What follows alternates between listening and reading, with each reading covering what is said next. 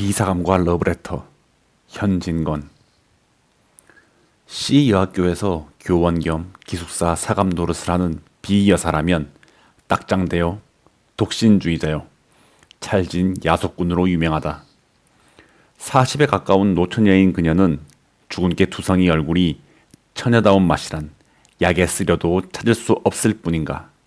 시들고 거칠고 마르고 누렇게 뜬 품이 곰팡스런 굴비를 생각나게 한다.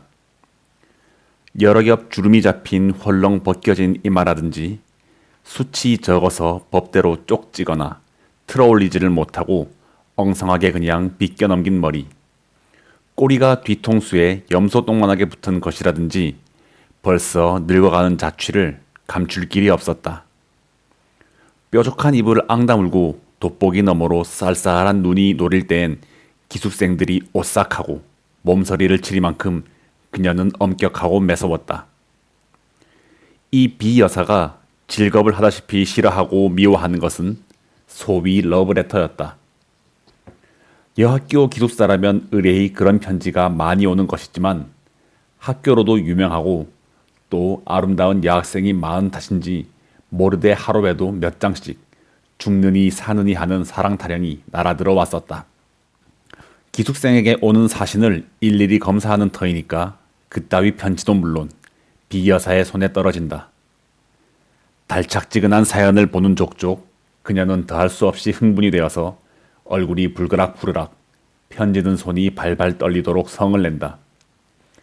아무 까닭 없이 그런 편지를 받은 학생이야말로 큰 재변이었다. 하악하기가 무섭게 그 학생은 사감실로 불리어간다. 분해서 못 견디겠다는 사람 모양으로 새근새근하며 방안을 왔다 갔다 하던 그녀는 들어온 학생을 잡아먹을 듯이 노리면서 한 걸음, 두 걸음, 코가 맞닿을 만큼 바싹 다가들어서 딱 마주 선다. 웬 영문인지 알지 못하면서도 선생의 기색을 살피고 겁부터 집어먹은 학생은 한동안 어쩔 줄 모르다가 간신히 모기만한 소리로 저를 부르셨어요? 하고 묻는다. 그래 불렀다 왜? 팍 우는 듯이 한마디 하고 나서 매우 못마땅한 것처럼 교의를 우당퉁탕 당겨서 철썩 주저앉았다가 학생이 그저 서 있는 걸 보면 장승이냐 왜 앉지를 못해 하고 또 소리를 빽 지르는 법이었다. 스승과 제자는 조그마한 책상 하나를 세에 두고 마주 앉는다. 앉은 뒤에도 내 죄상을 내가 알지 하는 것처럼 아무 말 없이 눈살로 쏘기만 하다가 한참 만에야 그 편지를 끄집어내어 학생의 코앞에 동댕이를 치며 이건 누구한테 오는 거냐 하고 문초를 시작한다. 앞장에 제 이름이 쓰였는지라 저에게 온 것이야요 하고 대답 않을 수 없었다. 그러면 발신인이 누구인 것을 재쳐 묻는다. 그런 편지의 행용으로 발신인의 성명이 똑똑치 않기 때문에 주저주저 하다가 자세히 알 수 없다고 내대일 양이면 너한테 오는 것을 내가 모른단 말이냐 하고 불호령을 날린 뒤에 또 사연을 읽어보라 하여 무심한 학생이 나직나직 하나마 꿀같은 구절을 입술에 올리면 비여사의 역정은 더욱 심해져 어느 놈의 소위인 것을 기어이 알려 한다. 기실 보도 듣도 못한 남성의 한 노릇이요. 자기에게는 아무 죄도 없는 것을 변명하여도 고지 듣지를 않는다. 바른대로 아뢰어야 망정이지 그렇지 않으면 퇴학을 시킨다는 둥. 제 이름도 모르는 여자에게 편지할 리가 만무하다는 둥. 필연 행실이 부정한 일이 있었으리라는 둥. 하다못해 어디서 한번 만나기라도 하였을 테니 어찌해서 남자와 접촉을 하게 되었냐는 둥. 자칫 잘못하여 학교에서 주최한 음악회나 바자에서 혹 보았는지 모른다고 졸리다 못해 주워댈 것 같으면 사내에 보는 눈이 어떻더냐, 표정이 어떻더냐, 무슨 말을 건네더냐, 미주알 고주알 캐고파하며 얼르고 볶아서 넉넉히 10년 감수는 시킨다. 2시간이 넘도록 문초를 한 끝에 사내란 믿지 못할 것, 우리 여성을 잡아먹으려는 마귀인 것, 연애가 자유이니 신성이니 하는 것도 모두 악마의 지어낸 소리인 것을 입에 침이 없이 열에 띄어서 한참 설법을 하다가 닦지도 않은 방바닥에 그대로 무릎을 꿇고 기도를 올린다. 눈에 눈물까지 글썽거리면서 말끝마다 하느님, 아버지를 찾아서 악마의 유혹에 떨어지려는 어린 양을 구해달라고 뒤삼고 곱삼는 법이었다. 그리고 둘째로 그녀가 싫어한 것은 기숙생을 남자가 면회하러 오는 일이었다. 무슨 핑계를 하는지 기어이 못 보게 하고 만다. 친부모, 친동기가 아니라도 규칙이었더니 상학 중이니 무슨 핑계를 하든지 따돌려 보내기가 일수다. 이로 말미암아 학생이 동맹 휴학을 하였고 교장의 서류까지 들었건만 그래도 그 버릇은 곤치려 들지 않았다. 이 비사감이 감독하던 그 기숙사에 금년 가을 들어서 괴상한 일이 생겼다. 아니, 괴상한 일이 생겼다는 이보담 발각되었다는 것이 마땅할는지 모르리라. 왜 그런고 하면 그 괴상한 일이 언제 시작된 것은 귀신밖에 모르니까. 그것은 다른 일이 아니라 밤이 깊어서 새로 한 점이 되고 두 점이 되어 모든 기숙생들이 달고 고난 잠에 떨어졌을 때 난데없는 깔깔대는 웃음과 속살속살하는 말날이 새어 흐르는 일이었다. 하룻밤이 아니고 이틀 밤이 아닌 다음에야 그런 소리가 잠기 밝은 기숙생의 귀에 들리기도 하였지만 자던 잠결이라 뒷동산에 구르는 마른 잎의 노래로나 달빛에 나래를 번뜩이며 울고 가는 기러기의 소리로나 틀려들었다. 그렇지 않으면 도깨비의 장난인가 아닌가 하여 무시무시한 증이 들어서 동무를 깨웠다가 좀처럼 동무는 깨지 않고 제 생각이 너무도 어림없고 어이없음을 깨달으면 밤소리 멀리 들린다고 학교 이웃집에서 이야기를 하거나 또는 방에 자는 제 동무들의 잠꼬대로만 여겨서 스스로 안심하고 그대로 자버리기도 하였다. 그러나 이 수수께끼가 풀릴 때는 왔다. 어째 공교롭게 한방에 자던 학생 셋이 한꺼번에 잠을 깨웠다. 첫째 처녀가 소변을 보러 일어났다가 그 소리를 듣고 둘째 처녀와 셋째 처녀를 깨우고 만 것이다. 저 소리를 들어보아요. 아닌 밤중에 저게 무슨 소리야? 하고 첫째 소녀는 호덩그레진 눈이 무서워하는 빛을 띈다. 어젯밤에 나도 저 소리에 놀랬어. 도깨비가 났단 말인가? 하고 둘째 처녀도 잠 오는 눈을 비비며 수상해한다. 그 중에 제일 나이 많을 뿐더러 장난 잘 치고 짓궂은 짓 잘 하기로 유명한 셋째 처녀는 동무 말을 못 믿겠다는 듯이 이윽히 귀를 기울이다가 나는 수상한걸? 나도 언젠가 한번 들어본 법도 하구먼. 뭘 잠 아니 오는 애들이 이야기를 하는 게지. 이때 그 괴상한 소리는 땡땡울 웃었다. 새 처녀는 으쓱하며 귀를 소스라쳤다. 적적한 밤 가운데 다른 파동 없는 공기는 그 수상한 말낯을 곁에서나 나는 듯이 또렷또렷 전해주었다. 오 태훈씨, 그러면 자키 좋을까요? 간드러진 여자의 목소리다. 경숙씨가 좋으시다면 내야 얼마나 기쁘겠습니까? 아, 오죽 경숙씨에게 바친 나의 타는 듯한 가슴을 인제야 아셨습니까? 정렬에 띈 사내의 목청이 분명하다. 한동안 침묵. 인제 고만 놓아요. 키스가 너무 길지 않아요? 행여 남이 보면 어떡해요?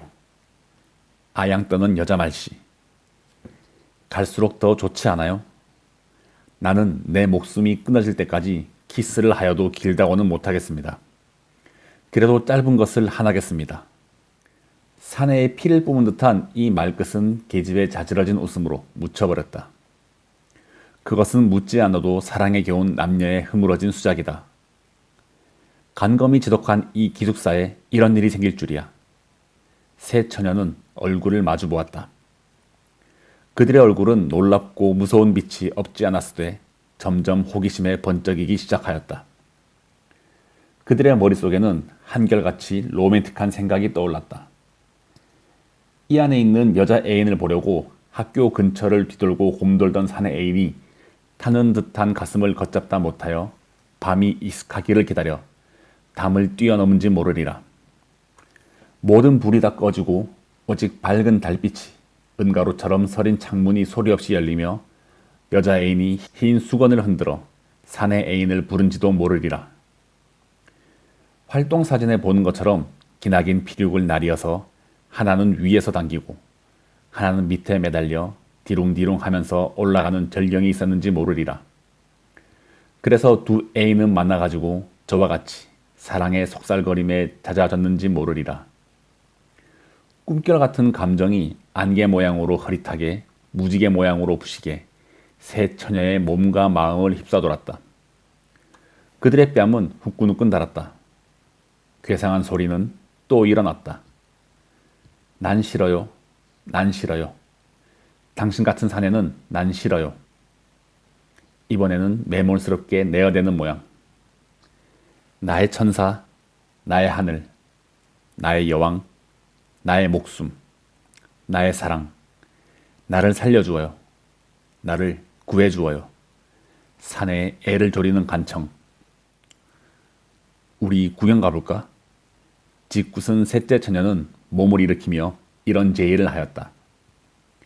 다른 처녀들도 그 말에 찬성한다는 듯이 따라 일어섰을 때 의아와 공구와 호기심이 뒤섞인 얼굴을 서로 교환하면서 얼마쯤 망설이다가 마침내 가만히 문을 열고 나왔다. 쌀벌레 같은 그들의 발가락은 가장 조심성 많게 소리나는 곳을 향해서 곰실곰실 기어간다. 컴컴한 복도에 자다가 일어난 세 처녀의 흰 모양은 그림자 없이 소리 없이 그렇게 움직였다. 소리 나는 방을 어렵지 않게 찾을 수 있었다. 찾고는 나무로 깎아 세운 듯이 주춤, 걸음을 멈출 만큼 그들은 놀래었다. 그런 소리에 출처야말로 자기네 방에서 몇 걸음 안 되는 사감실일 줄이야. 그렇듯이 사내라면 못 먹어 하고 침이라도 베었을 듯하던 비여사의 방일 줄이야. 그 방에선 여전히 사내의 비두발발하는 푸념이 되풀이하고 있었다. 나의 천사, 나의 하늘, 나의 여왕, 나의 목숨, 나의 사랑, 나의 애를 말려 죽이실 테요. 나의 가슴을 뜯어 죽이실 테요.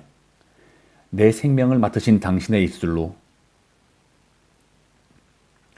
셋째 처녀는 대담스럽게 그 방문을 빼끔히 열었다. 그 틈으로 여섯 눈이 방 안을 향해 쏘았다. 이 어쩐 기괴한 광경이냐. 전등불은 아직 끄지 않았는데 침대 위에는 기숙생에게 온 소위 러브레터의 봉투가 너저분하게 흩어졌고 그 알맹이도 여기저기 두서없이 펼쳐진 가운데 비여사 혼자 아무도 없이 제 혼자 일어났다 앉았다. 누구를 끌어당길 듯이 두 팔을 벌리고 안경 벗은 근시 안으로 잔뜩 한 곳을 노리며 그 굴비쪽 같은 얼굴에 말할 수 없는 애원하는 표정을 짓고는 키스를 기다리는 것 같이 입을 쭝긋이 내어민 채 사내의 목청을 내어가면서 아깐 말을 중얼거린다. 그러다가 그 넋두리가 끝날 겨를도 없이 급작스레 앵돌아지는 신용을 내며 누구를 뿌리치는 듯이 연애 손짓을 하며 이번에는 톡톡 쏘는 계집의 음성을 지어 난 싫어요. 당신 같은 사내는 난 싫어요. 하다가 재물에 자지러지게 웃는다. 그러더니 문득 편지 한 장을 집어들어 얼굴에 문지르며 정 말씀이야요. 나를 그렇게 사랑하셔요? 당신의 목숨같이 나를 사랑하셔요? 나를? 이 나를? 하고 몸을 추스리는데 그 음성은 분명히 울음의 가락을 띄었다. 에그머니, 저게 웬일이야? 첫째 처녀가 소곤거렸다. 아마 미쳤나 보아. 밤중에 혼자 일어나서 왜 저러고 있을꾸? 둘째 처녀가 맞방망이를 친다. 에그 불쌍해 하고 셋째 처녀는 손으로 고인 때 모르는 눈물을 씻었다.